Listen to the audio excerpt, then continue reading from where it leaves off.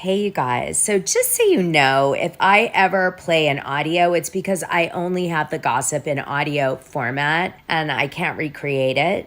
So, I play it for you, but I'll always be back visually again, unless it's the podcast, because the podcast isn't video. So, the things in the podcast tab that are just the straight up podcast, they all have the same kind of thumbnail.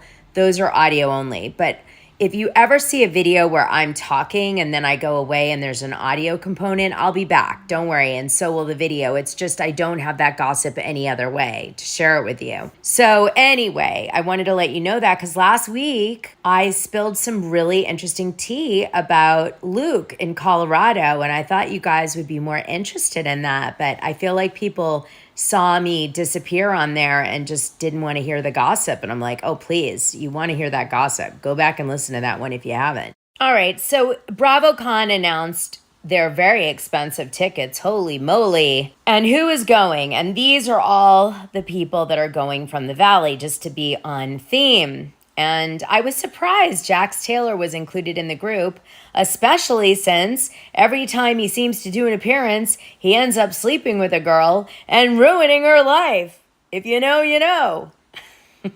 Whatever you do, do not sleep with Jax Taylor, even if he hurls himself at you. Now, another thing is they're casting for New Jersey, and I put the email and information if you want to go cast for that show in the chat, amongst other gossip that's been dropping over the last few days. I guarantee you'll find it interesting. Also, I'm doing gossip dumps on Diddy every week, of the trial. It's very thorough, the patrons will tell you. And if you're into Diddy and you can't get enough information about it, then you'll like those.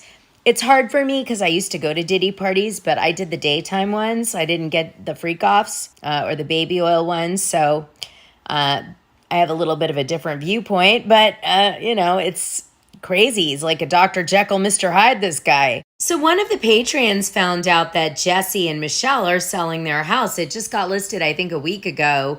And funny enough, it's listed with the agency. Yes, the agency, not Jesse Lally's company, unless he's going to start working for them. It's a different agent. Anyway, here it is, $2,550,000, 3 bedrooms, 4 baths, 2,384 square feet, and it is beautiful. As you can see, it looks like Jesse and Michelle bought it in 2017 for $2.4 million. So if they manage to sell it for this, it's only made a very little amount since 2017 by real estate standards. I mean, like terrible investment, actually, compared to other places and locations, because I have quite a few friends that do investment in real estate. So he's probably a little upset over this one, but I guess he probably is moving to Orange County, and maybe Michelle has agreed to let him do it, during off season. The cast have been doing some interviews. Carlos King interviewed Jesse Lally, and it was kind of boring. Jesse didn't say anything except he lied about calling his wife a hooker intentionally because he was triggered, and she isn't dating a billionaire for money. And he's working on himself, and he got a new tattoo on his arm that's like, don't let your emotion cloud your judgment or some shit like that. And I don't know. In fact, one of my friends ran into Jesse, and he was fun and talking about doing drugs in the bathroom with people on the show. And I'm like, where's that Jesse? Because he's a lot more fun than this Jesse that I'm seeing doing the apology tour right now. I mean, I'm not really that hot on Michelle's guy either. He's fishy AF. I think I did a deep dive on him, and I thought he was fishy in some way. I remember that. You guys remember that one? Kristen went and said that the reunion they shot, I think it was last Friday or something, she felt really good about what happened. She got to apologize to someone she's been meaning to apologize to. I think it's the whole group's there. Sheena, Lala, all that.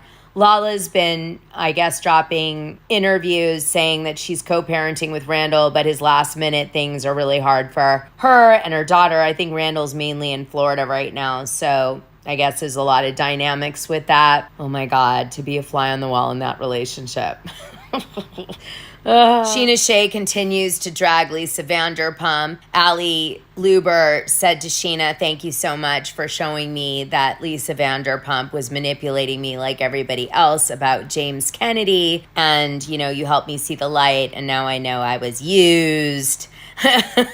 And Sheena Shea took to her show and started crying and saying that it was really hard for her to hear about the new reboot show, and that she's been really struggling with an identity crisis since leaving Vanderpump Rules and not having that anymore, and just really upset about the whole thing. And then she also went on The Unmasked Singer, and she got kicked off the show really early, I guess. I didn't see that one. And she felt like a loser. And anyway, God, Sheena, just take the pressure off, love. You don't have to be like, Oscar-winning actress. Just like be you. Who cares?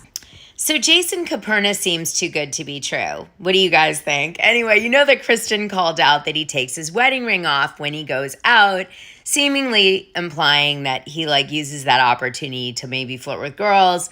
But on the red carpet at the premiere, he set the record straight and said that wasn't the case. In fact, he said, "People can be shady, but I'm not one of those people," he explained. "I would never do anything ever to jeopardize this lady right here is my wife and our son and the family we have." And then he also said that he thinks he could get more women with a ring versus without one. Jason Caperna is a lawyer and partner at Acumen Law LLP, a workers' comp firm in Glendale, California. So he's a partner there. He's been there for over a decade.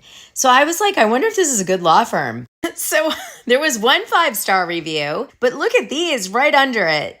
Dill with 1 star. "These guys are a joke. Hire a professional, not guys with egos that collect money up front for things others will happily do without upfront costs, so you know what you're getting. Dealing with Roy is the down period. $500 for an hour call." Dave said, 1 star too. "Total waste of money to fight an IRP with this firm. Save your money for the fines. It's basically a do-it-yourself system that they have in place. You do all the work and hope for the best." This other one, Seigel or whatever, 1 star. "I have the worst experience in my life with all the lawyers I've dealt with dealing with this firm." Oh my God. I was like, well, maybe it's a nice place to work, but nope, not a nice place to work either. Look at Glassdoor. It said 2.5 stars for working at Acumen Law LLP. And Indeed said, well, a little better, 3.7 stars, but look at the comment.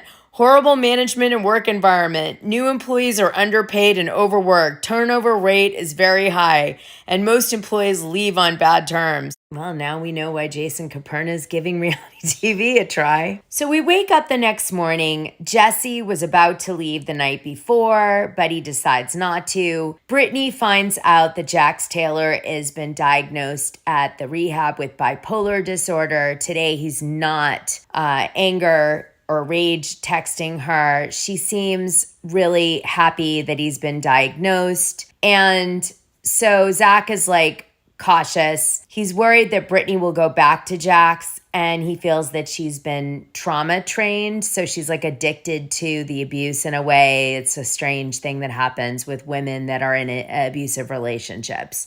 So he's conscious to say he could be lying, all these things, but let's say he is. He's going to have to be on a strict regimen, schedule, everything. Anyway, I do think he's got bipolar disorder because of his behavior. It's totally very typical of someone undiagnosed. So, especially the rage texting.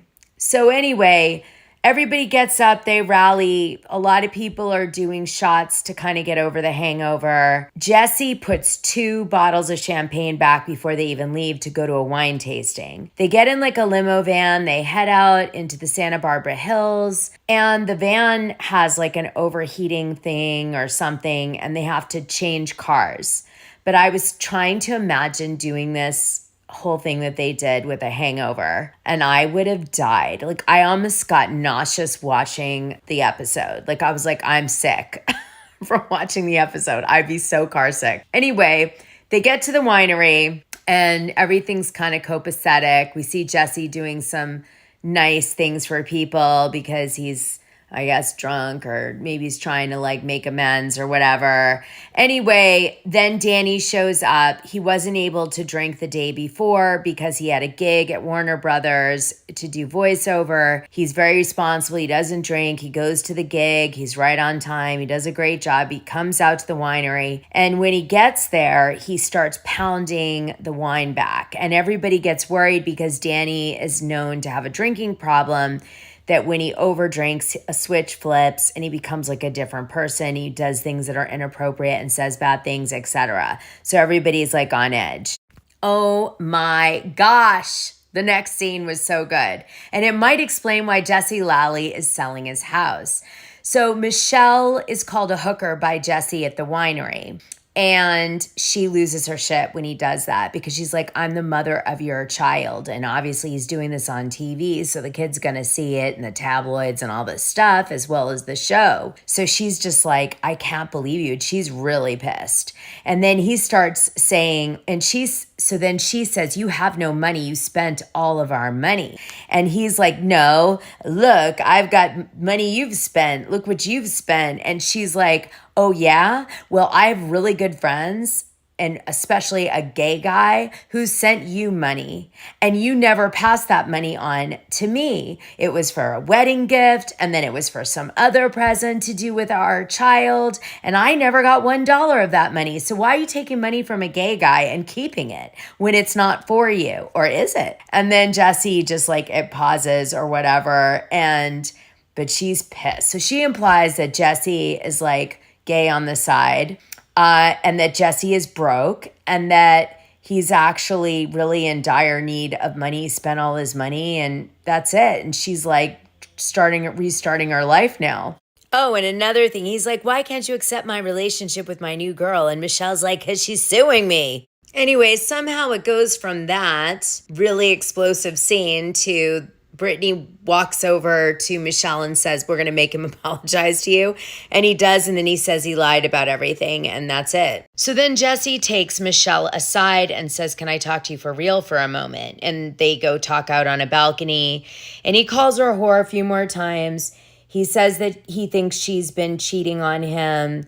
She said, I kissed someone one time. That was it. He said, no, you went and dated this guy like 2 years ago. I know it. She's like, no, I didn't. I swear. I was staying at home taking care of the baby and you were out all the time. And then he's like, well, I don't know what the problem is with my new girlfriend. I love her. And she's like, you just met her a few months ago. And she's like, it's totally inappropriate that you have our child with her 5 days a week. It's weird.